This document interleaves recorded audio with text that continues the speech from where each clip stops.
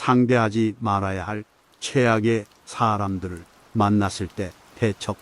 어쩌다 사람을 만났는데 처음에는 참 인상이 좋았다가 시간이 지나면서 사실은 최악인 인물로 변해버린 경험이 누구나 한 번쯤은 있을 것이다. 함께 있으면 기분이 나빠지고 안 좋은 일들에 말려들며 언제나 손해를 보게 만드는 그런 사람도 주변에 한 명쯤은 있다. 겉과 속이 완전 딴판이고 사람을 우매하는 경우 당신의 주위에 한 명 정도는 있을. 이런 사람들과 관계를 맺게 되면 스트레스가 몰려오고 정신적으로 내몰리는 국면에 다다르기 쉽다. 그런 사람들은 마음을 갉아먹는 벌레와 같다. 최악의 경우에는 자기 자신조차도 그런 비정상적인 사람으로 변할 수 있는 가능성이 숨겨져 있어 더욱 신경이 쓰일 것이다. 절대로 상대하지 말아야 할 최악의 사람들은 4가지 특징을 가지고 있다. 첫 번째는 만나는 사람에 따라서 태도가 돌변하는 사람이다.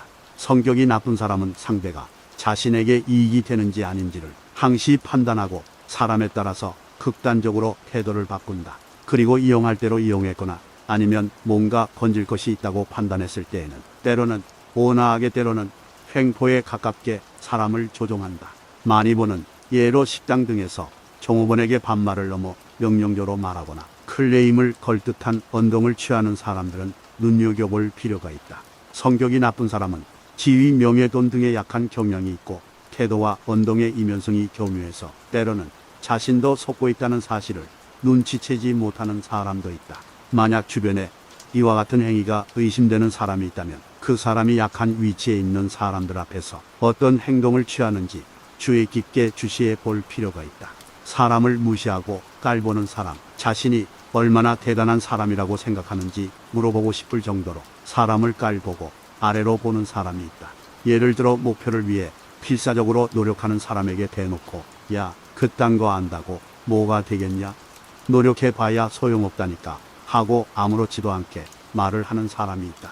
두 번째, 사람을 이용만 하는 인간. 정말로 성격이 나쁜 사람은 타인의 솔직한 감정이나 선의를 교묘히 이용해서 자신의 입맛에 맞게 끌고 간다. 예를 들어 어떤 일로 좌절에 빠진 사람들에게 다가가 이런 일이 당신에게 도움이 될 거예요 하고 친절한 척 조언을 하지만 사실은 자신의 이익을 위한 덫으로 유도를 하며 선의인 척 가장하곤 한다. 이런 타입이 무서운 점은 자신은 직접적으로 아무런 손을 쓰지 않고 타인을 잘 이용함으로써 목표로 한 임무를 교묘하게 완성하는 기술을 지닌 데 있다. 다른 표현으로 하자면 지능범이라고도 할 수 있다. 게다가 만일 그 악행이 드러나 본인 자신에게 비난이 쏠리게 되면 그 책임을 실제 행동한 사람에게 전가하는데 이때의 언행이 너무나도 자연스럽고 간단하게 보인다. 때로는 피해자로 돌변하기도 한다. 만약 당신 주변에 언제나 지시만 하는 경우가 많고 말뿐이며 행동은 하지 않는 타입의 사람이 있다면 이런 부류에 속할 가능성이 높으니 주의를 할 필요가 있다. 세 번째, 자신이 하지 못하는 것이나 가지지 못한 것에 대한 심한 질투심이 있고 그것을 무시하거나 비아냥거리는 투로 부정하는 사람이 있다. 자신이 아는 얄팍한 지식을 드러내놓고 그것을 모르는 사람이 있으면 그런 것도 모른다며 조롱하고 무식한 인간 취급을 하는 사람. 이런 사람이 주변에 있는 것만으로도 자신감과 적극성이 낮아지며 최악의 경우 자기 자신의 정체성마저 잃게 될지도 모른다. 이런 사람들임을 눈치챘을 때에는 위험인물임을 인지하고 되도록 조속히 거리를 두어야 한다. 타인의 비밀이나 정보를 아무런 주저함도 없이 흘려버리는 사람도 같은 부류이다. 만일 일상적으로 항상 그런 언행을 하는 사람이 주변에 있다면 그 사람과 절대로 말을 하지 않는 것이 가장 현명한 방법이다. 네 번째, 뒤통수에서 남의 욕을 하는 사람. 다른 사람의 험담을 늘어놓거나 쓸데없이 나쁜 소문을 퍼뜨리는 언행은 결코 칭찬받을 행동이 아니다. 하지만 진짜 나쁜 사람은 당사자 앞에서는 웃는 얼굴을 하고 있다가도 잠시 자리를 비운 순간 그 사람의 험담을 늘어놓는 타입이다. 특히나 악질적인 것은 자신의 마음에 들지 않는 사람을 음해하기 위해서는 자신의 이익을 위해서 의도적으로 악의적인 거짓말이나 소문을 퍼뜨리는 사람들이다. 성격이 나쁜 사람과 부딪혀야 할 때는 이 사람은 뭔가 병에 감염된 거야라고 생각하는 대처법이 하나 있다. 상대를 대등한 입장이라고 생각하면 짜증도 나고 스트레스도 쌓이게 된다. 감정을 억제하기 위해서 저런 성격은 병이 원인이라고 생각하게 되면 조금 참을 수 있게 된다. 그것을 고치는 데는 물론 많은 시간과 노력이 필요하다. 대등한 위치에 두지 말고 부처님과 같은 따뜻한 시선으로 지켜본다는 자세로 임하는 것이 득이다. 반면교사로 삼아 관찰하는 것도 방법이다. 영화나 막장 드라마에서나 나올 법한 성격의 사람을 간혹 실제로 마주하는 경우가 생긴다.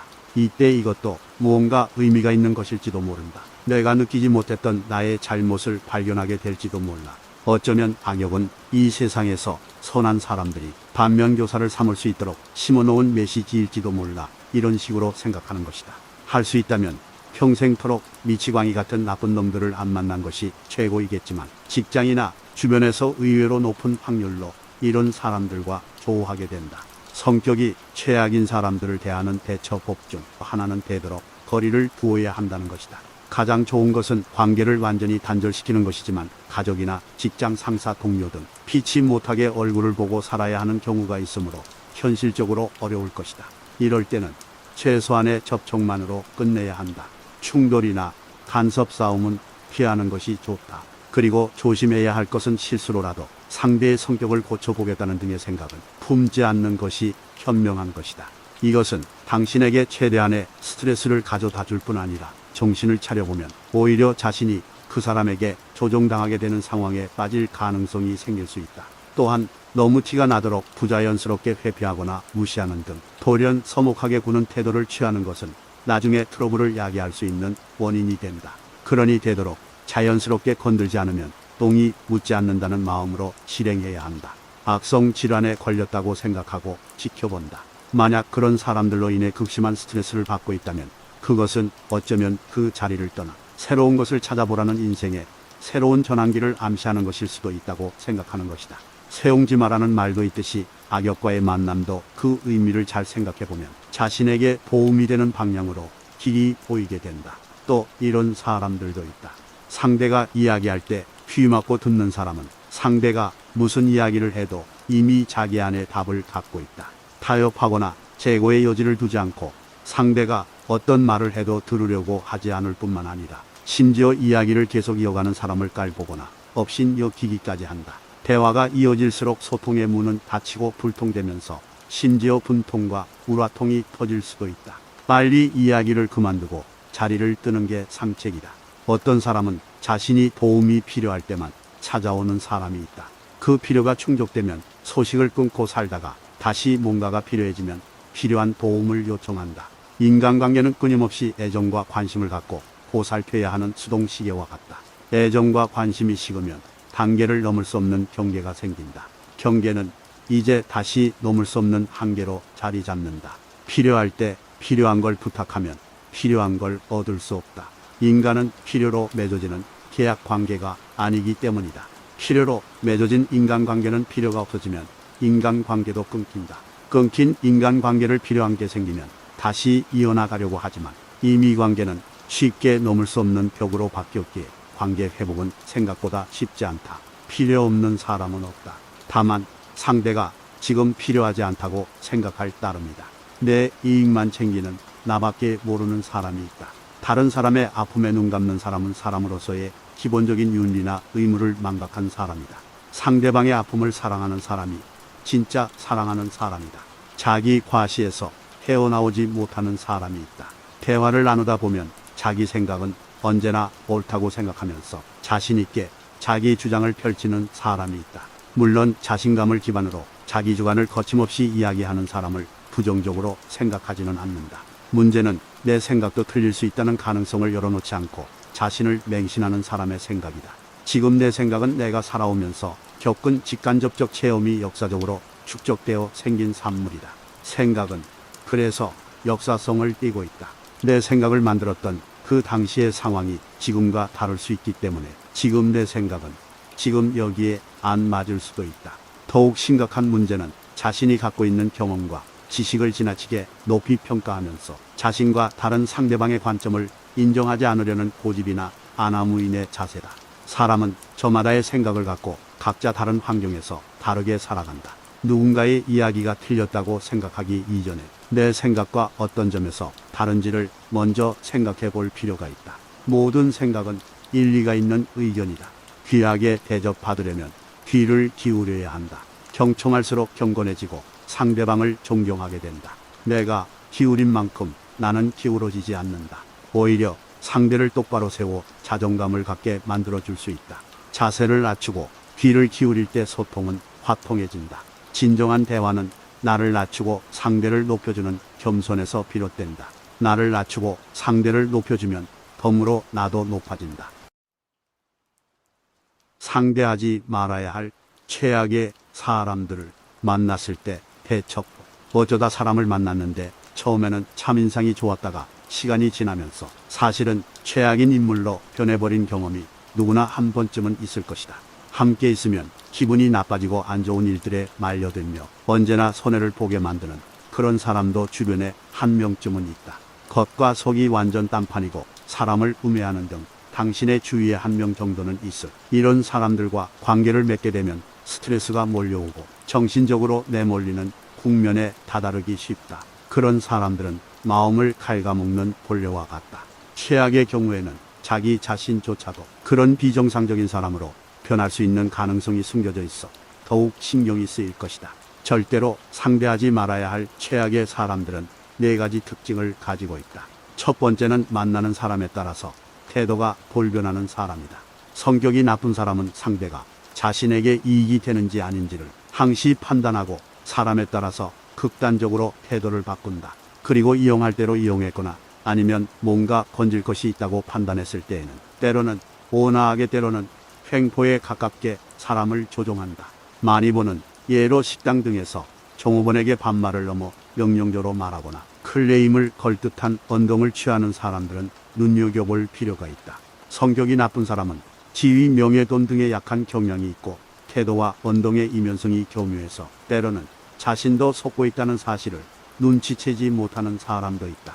만약 주변에 이와 같은 행위가 의심되는 사람이 있다면 그 사람이 약한 위치에 있는 사람들 앞에서 어떤 행동을 취하는지 주의 깊게 주시해 볼 필요가 있다. 사람을 무시하고 깔보는 사람, 자신이 얼마나 대단한 사람이라고 생각하는지 물어보고 싶을 정도로 사람을 깔보고 아래로 보는 사람이 있다.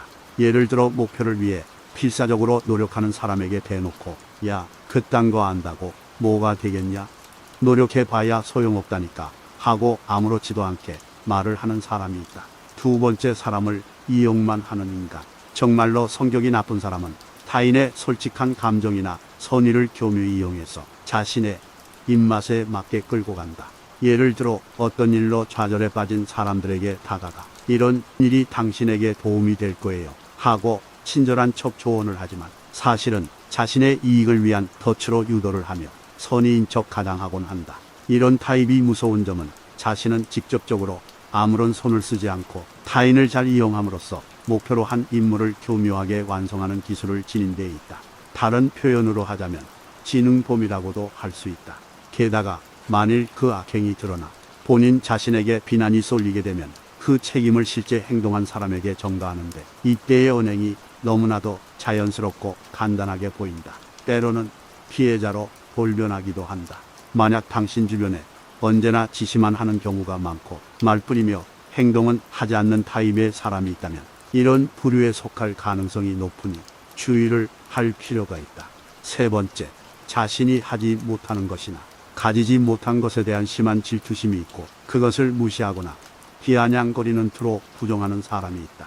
자신이 아는 얄팍한 지식을 드러내놓고 그것을 모르는 사람이 있으면 그런 것도 모른다며 조롱하고 무식한 인간 취급을 하는 사람. 이런 사람이 주변에 있는 것만으로도 자신감과 적극성이 낮아지며 최악의 경우 자기 자신의 정체성마저 잃게 될지도 모른다. 이런 사람들임을 눈치챘을 때에는 위험인물임을 인지하고 되도록 조속히 거리를 두어야 한다. 타인의 비밀이나 정보를 아무런 주저함도 없이 흘려버리는 사람도 같은 부류이다. 만일 일상적으로 항상 그런 언행을 하는 사람이 주변에 있다면 그 사람과 절대로 말을 하지 않는 것이 가장 현명한 방법이다. 네 번째, 뒤통수에서 남의 욕을 하는 사람. 다른 사람의 험담을 늘어놓거나 쓸데없이 나쁜 소문을 퍼뜨리는 언행은 결코 칭찬받을 행동이 아니다. 하지만 진짜 나쁜 사람은 당사자 앞에서는 웃는 얼굴을 하고 있다가도 잠시 자리를 비운 순간 그 사람의 험담을 늘어놓는 타입이다. 특히나 악질적인 것은 자신의 마음에 들지 않는 사람을 우매하기 위해서는 자신의 이익을 위해서 의도적으로 악의적인 거짓말이나 소문을 퍼뜨리는 사람들이다. 성격이 나쁜 사람과 부딪혀야 할 때는 이 사람은 뭔가 병에 감염된 거야라고 생각하는 대처법이 하나 있다. 상대를 대등한 입장이라고 생각하면 짜증도 나고 스트레스도 쌓이게 된다. 감정을 억제하기 위해서 저런 성격은 병이 원인이라고 생각하게 되면 조금 참을 수 있게 된다. 그것을 고치는 데는 물론 많은 시간과 노력이 필요하다. 대등한 위치에 두지 말고 부처님과 같은 따뜻한 시선으로 지켜본다는 자세로 임하는 것이 득이다. 반면교사로 삼아 관찰하는 것도 방법이다. 영화나 막장 드라마에서나 나올 법한 성격의 사람을 간혹 실제로 마주하는 경우가 생긴다. 이때 이것도 무언가 의미가 있는 것일지도 모른다. 내가 느끼지 못했던 나의 잘못을 발견하게 될지도 몰라. 어쩌면 악역은 이 세상에서 선한 사람들이 반면교사를 삼을 수 있도록 심어놓은 메시지일지도 몰라. 이런 식으로 생각하는 것이다.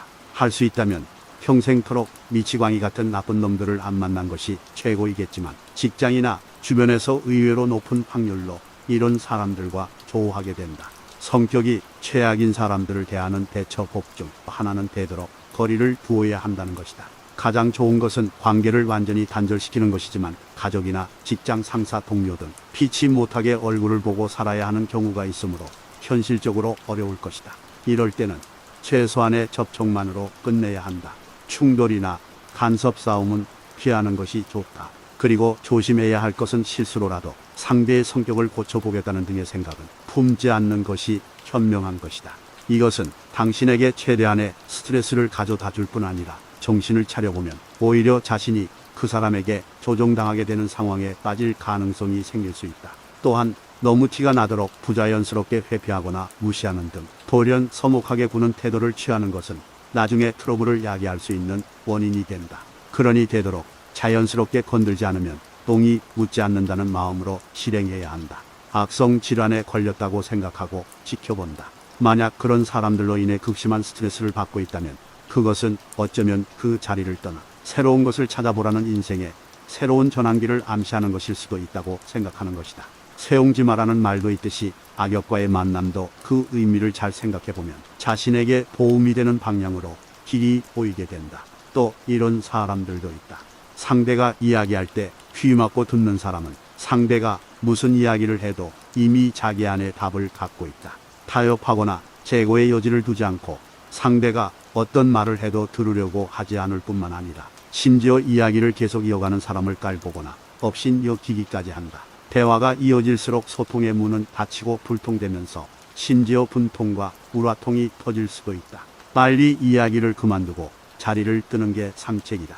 어떤 사람은 자신이 도움이 필요할 때만 찾아오는 사람이 있다. 그 필요가 충족되면 소식을 끊고 살다가 다시 뭔가가 필요해지면 필요한 도움을 요청한다. 인간관계는 끊임없이 애정과 관심을 갖고 보살펴야 하는 수동시계와 같다. 애정과 관심이 식으면 단계를 넘을 수 없는 경계가 생긴다.